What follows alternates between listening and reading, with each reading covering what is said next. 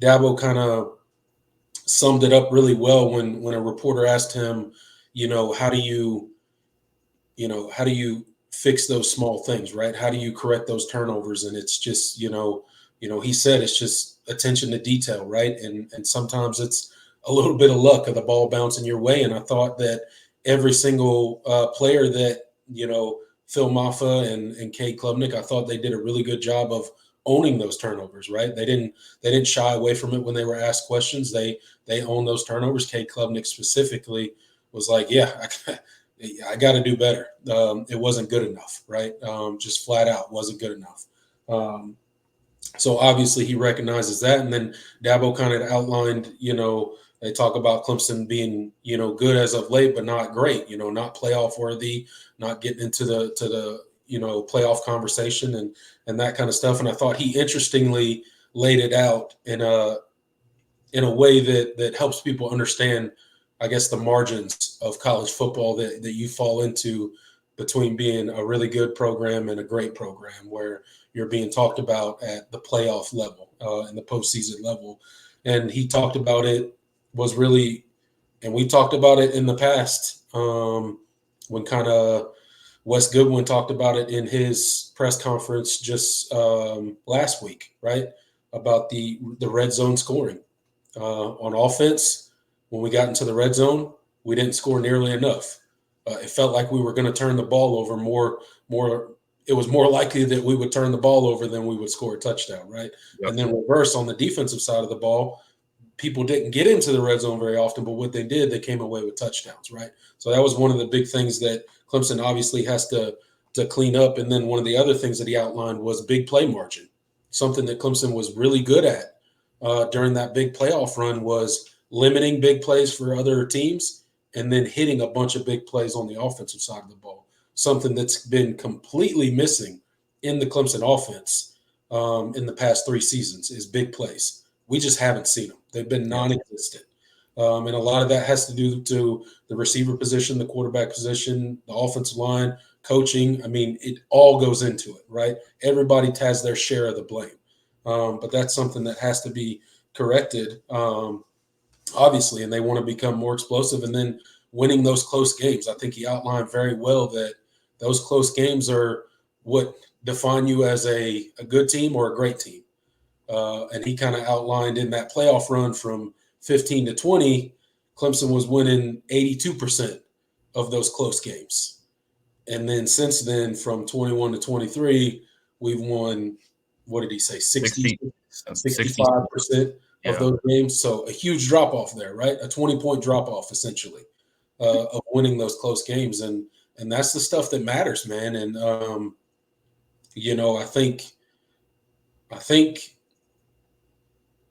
all the coaches have been very transparent about what this team needs to get better at in order to get back to championship level football. So as a fan, as much as I'm still in a wait and see approach and we got to see it on the field before we believe it with this offense, I think it's good to hear the coaches pointing out some of the things that we've been saying for the past couple seasons on what's wrong with this Clemson team and what do we need to do to get back to where we as Clemson fans want them to be, which is obviously in the playoff, competing for ACC championships and ultimately national championships. So I think it was a lot of good that came out of the ACC Media Day. Yeah, absolutely. And, this team is I think this team is hungry. They know what Barrett Carter was very, very adamant about kind of how they've gone about this offseason. It's like, yeah, we have the receipts. We know what's been said about us, but they do feel like they were much better last year than their record said they were, and it just didn't come together. And I think they've attacked this all season with the mindset that we think that we're a playoff team and we're going to prepare like a playoff team. And that's what you want. I mean, and I think ultimately that's what this team's potential is. But, in order to reach it, particularly on one side of the ball, you're going to have to see those improvements, from Cade, from the offensive line, and the receivers have to they have to live up to the expectations. I mean, we've put on some I don't want to say lofty expectations, but we've put some high expectations on them. There's a guys in here with a lot of experience. They're older now, and you've infused, and you couple that with the infusion of two uber talented receivers, 5-star receivers in this freshman class, and you have a room that on paper a lot of teams would like to have. And so now it's about going out there and being that, because that's just what we haven't had. We've had guys in the past 3 or 4 years that we're like, oh man, look at you look at them and it's like, man, they're killing it in practice. But then when you get to the game, it's like, oh, they're not getting separation. Oh, they're not blocking. Oh, they're not hitting, they're not catching those 50-50 balls. They're giving up on routes. They're not doing things, and things just were not what we were promised. So I don't want to say promised, but we're not what we were led to believe. Right. And so, we can only talk about it so much, but it is it's put up or shut up for sure. So I like what Barrett said, and as far as what their mindset is, but at the end of the day, it is put up or shut up time, especially for the offense. So absolutely, things have to be they have to be what closer. They don't have to be the best, the number one offense in the country and score 45 points a game, but I'd like a 35. That'd be Clemson scoring 35 points a game with this defense. That should be enough to win 10, 11 games. Yeah, it's tough to beat. You really only have one. There's really one team that I legitimately think just is flat out more talented than you, and everybody else is extreme. And I'm not even ruling out that you can't beat that team, as we've talked about.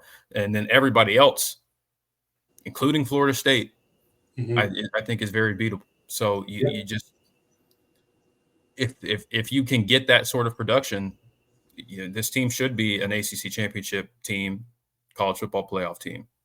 Not ready to go as far as national championship or anything like that. I'm not sure that's what the ceiling of this team is, but we get back to what we were used to seeing, 4 years ago. Yeah, absolutely. Getting back to and winning an ACC championship, I think is the mark for a successful season. Then obviously competing in that 12-team playoff. Not saying you're going to go run through it and Clemson's going from 9-4 or whatever to a national championship. I'm not saying that at all. But I think getting to an ACC championship, winning that, and then competing in that 12-team playoff and looking like you belong is definitely where this team could end up towards the end of this season. And you bring up Barrett Carter. That dude I love that dude, man. Like, that's the heart and soul of that Clemson defense. And absolutely. And I just like how he approached the media and how he was very matter of fact about how the defense felt. And, we see what you say. We keep the receipts. We know what everybody says about Clemson. And you can tell that there's a hunger there to change that narrative. And most people, if asked about Clemson, wouldn't even put the defense as a part of the problem at Clemson.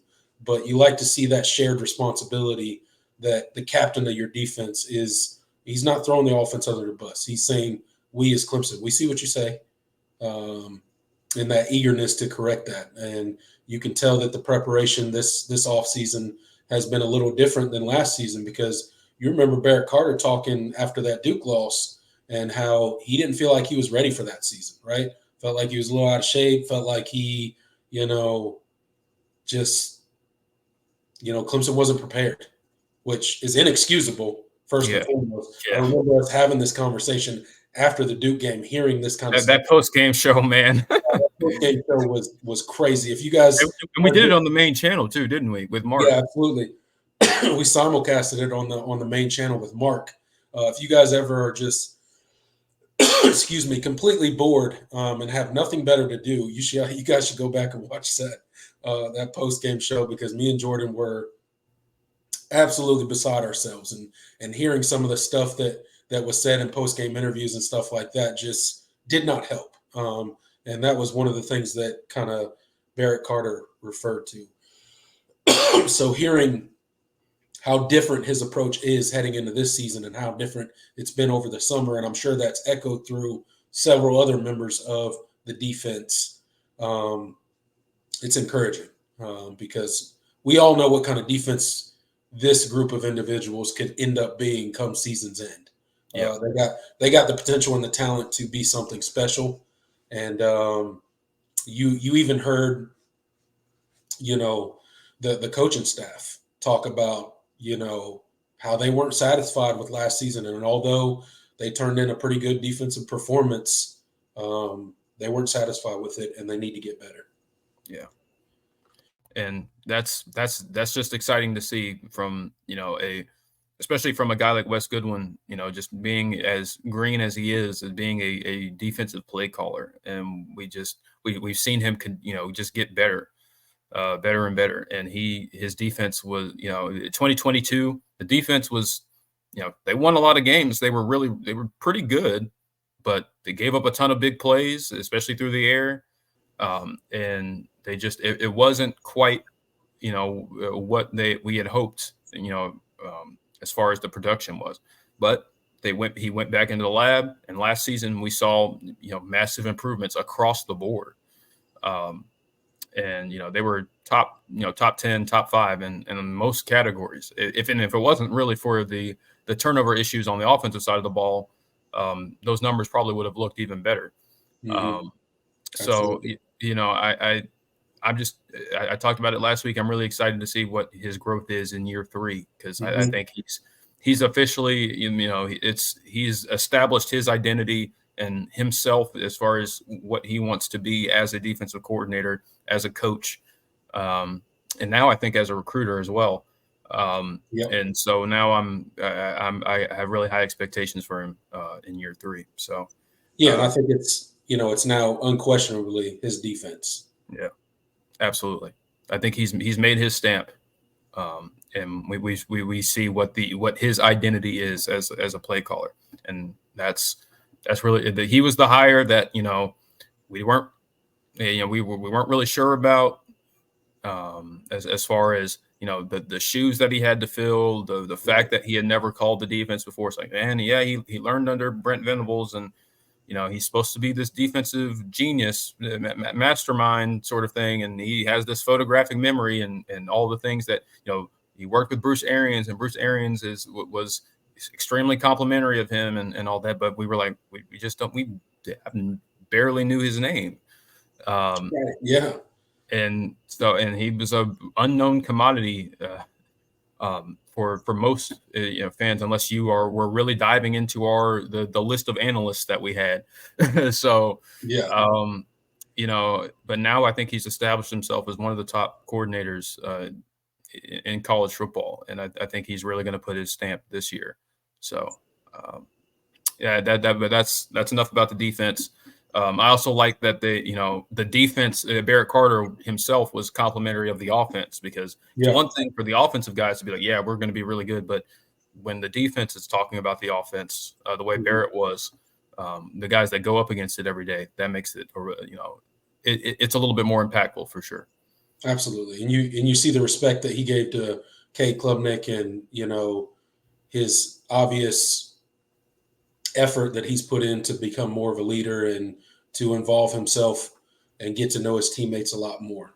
So gave Cade a lot of respect in that fashion as well. So lots of good stuff coming out of ACC Media Days. None of the drama that I'm sure everybody was looking for. I'm sure everybody was waiting for the lawsuit to be brought up and things like that. I do know the commissioner back on day 1 obviously mentioned the lawsuit, and obviously wasn't real happy about Florida State and Clemson suing the ACC. But again, outside of the ACC commissioner mentioning it on day 1, I don't remember hearing any other mention of the lawsuits or anything like that during interviews.